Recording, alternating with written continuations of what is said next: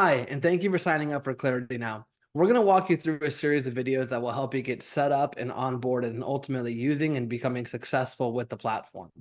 The first video that we're going to talk about is the initial setup phase, where we're going to walk you through and show you how to go from setting up your account and also how to find the knowledge base and support for any help and trainings that you may need. Let's get started.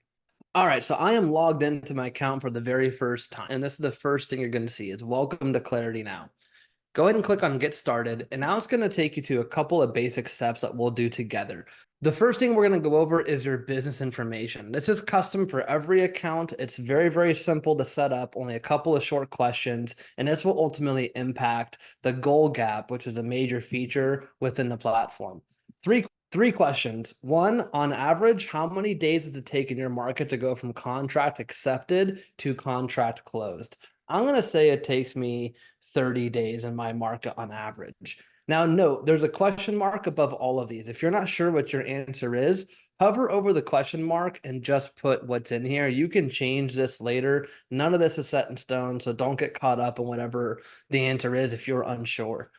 The second is the ramp up period. This is how long does it take to go from listing agreement signed to day one on the market. So your photography, your staging, whatever it is that you do to prep and get a home ready for sale before it actually goes live. I'm going to say it takes me 10 days on average from listing agreement signed to getting it on the market.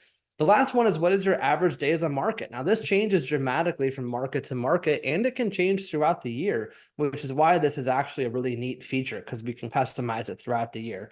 For right now, I'm going to say that I have a lot of listings that sell quick, but I also have some that sit in the market for a while. I'm going to say the average in my market right now is 30 days. Click team information. All right, so now we're into your team members and team users. You can do this now or you can do this later. While we're here, might as well do it together. Okay, so here's the difference between team members and team users. You can read the description on the side if you want a little bit of a deeper example. Team members is anyone on your team who will receive compensation. So if you're an individual agent, you're probably going to be the only team member. If you have a team, put your agents in here. You don't need to put your admin in here or anyone else in the business unless they receive a split. So if you do pay your admin a bonus per transaction and you want that person to be able to get paid out on each unit, then put your team member here. If you're an individual agent, for most of us, it's going to be just yourself. And if you're a team, put your agents. Okay, so let's go ahead and say that I am a rainmaker. I do have a team and I have an agent. I'm going to say that Jeff Smith is an agent on my team. His email is jeff at, let's say, steelrealty.com. Okay, I'm going to add Jeff. Let's go ahead and add one more agent. I also have an agent on the team named Cindy Henning, and she is an agent as well. And her email is Cindy at steelrealty.com, add member. I have my members here. Now, when we get deeper into the system on the left-hand side, you'll see an opportunity to click back into your team section. If Cindy or Jeff were to leave the team, all I need to do is click the toggle switch to make them active or inactive. All right, now let's go ahead and add our users. Now I'm gonna click on invite user. Now, based on the type of account that you signed up for, whether you have an individual account or a team account, when I click this, your team members above should appear. I'm on a demo account, so I have to still type this in. But again, if you're on an agent, if you're on a team account, the team members that you entered above, for example, Jeff and Cindy, will automatically appear. Again, I'm going to type it in. So I'm going to say that Jeff Smith is an agent. It is Jeff at steelrealty.com and role. I need to add Jeff as an agent. Agents have the ability to create their own Clarity Now portal. So I'm going to click agent and hit invite user. And that is what is going to give Jeff his very own portal. I'm going to click invite. And that is now a success. I want to do the same thing for Cindy. New user. And again, your account will most likely already have those names there. Cindy Henning. And it is going to be Cindy at steelrealty.com. And I also want her to be an agent, invite user. Now, I also want to add my admin. So let's go ahead and say that my admin's name is Samantha Johnson. And her email is Samantha at steelrealty.com. and I want to add her as an editor or as a viewer. I'm going to make her an editor so she has her own login and she can edit my account. Now, note that editors and viewers are always free. So we only charge really based on how many agents you want to have, and you should already have that pricing based on the tier that you signed up for. So editors and viewers are no additional cost. I'm going to click editor. Now it's going to say, what is her role? Well, she is my admin. Invite. The last one that's really important for a lot of you out there is you also want to add our coach, right? So if you have a coach, you pay for a coaching company and you want to have someone to have access to your account so you guys can move forward in your business and they can have better insights to your numbers, we certainly want to add them too. So let's say I want to add Coach Roger. Coach Roger. All right. And it's coachroger@gmail.com. And I want to make Coach Roger a viewer. And I'm going to call Roger my coach, and I'm going to click invite user. Now what's going to happen is that all these people just got an email to accept their invitation to join your Clarity Now account. So it's very, very simple. So add your members, add who you want to give access to. Don't forget about your coach. Make sure you got the emails right, because that's going to be the email that they receive the email at and the email they'll log in at. So just make sure their email is correct. And that's it. Team members and team users are done. Very simple. Click on complete onboarding. All right. So now that you're done with the onboarding, it's going to ask you to create your economic model. This is, again, very simple, very straightforward. You can click on any year that you like. We're in 2024 at the time of this recording, so it's automatically selected for 2024. Click on create economic model.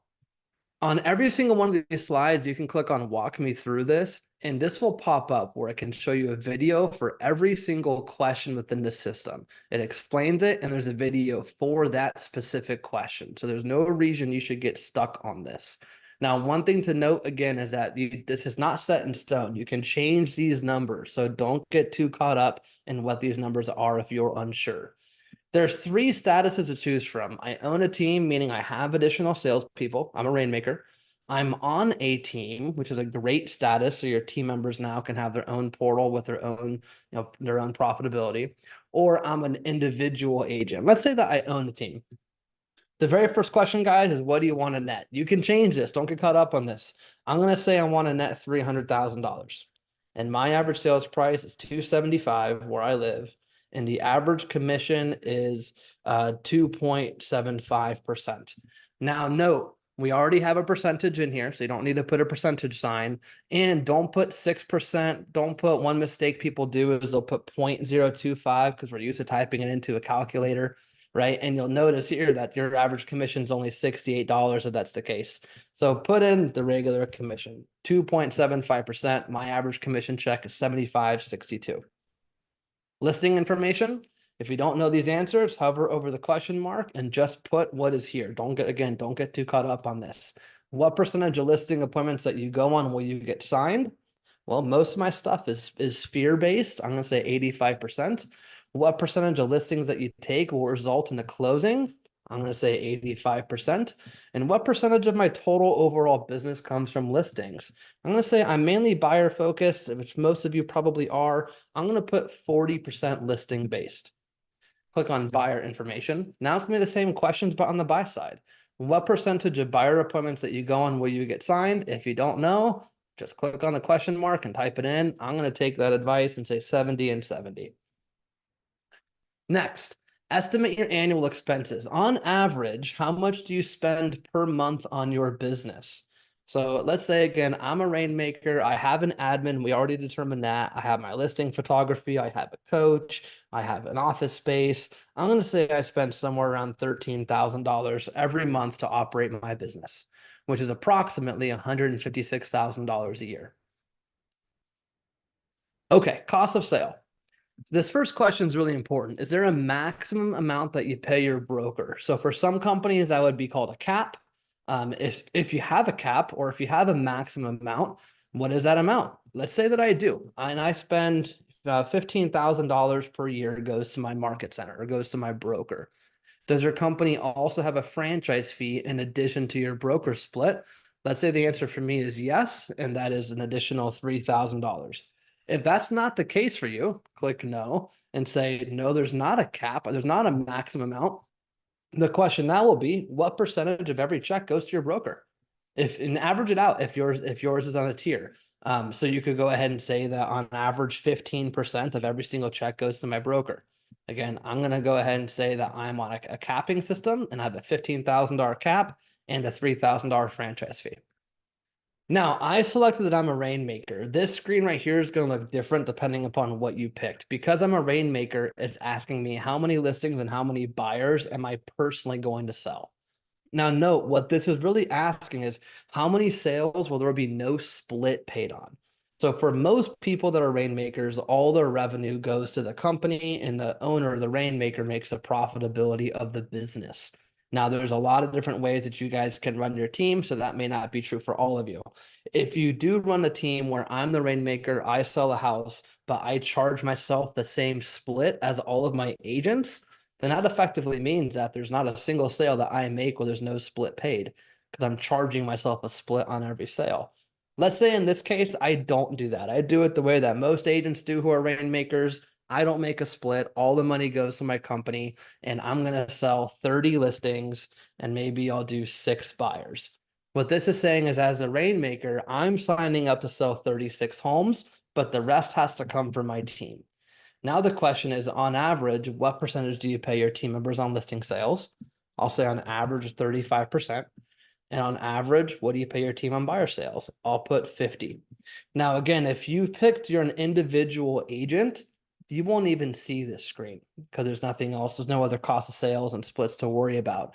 If you're on a team, you won't see this question. You will see these questions, but it'll be worded differently. It will say, what is your split that you receive on a listing sale? And what is your split that you receive on a buyer sale on average? So this one page will look different depending upon the status that you selected.